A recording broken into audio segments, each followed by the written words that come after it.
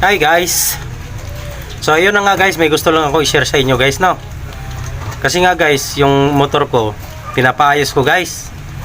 1 month na yun bago pa siya naayos. Ngayon pinagtataka ko guys, kasi nagbago yung tunog niya. Maganda naman yung tunog niya dati.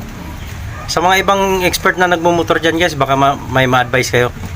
Panoorin nyo guys ha. Ito i-reveal ko yung tunog ng motor ko. Ewan ko kung anong pinalit nila dyan.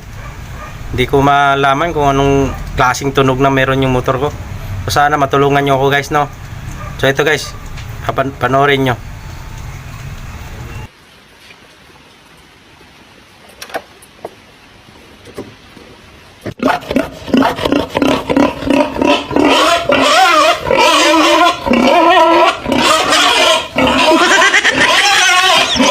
Ayan guys, narinig nyo na yung tunog ng motor ko guys.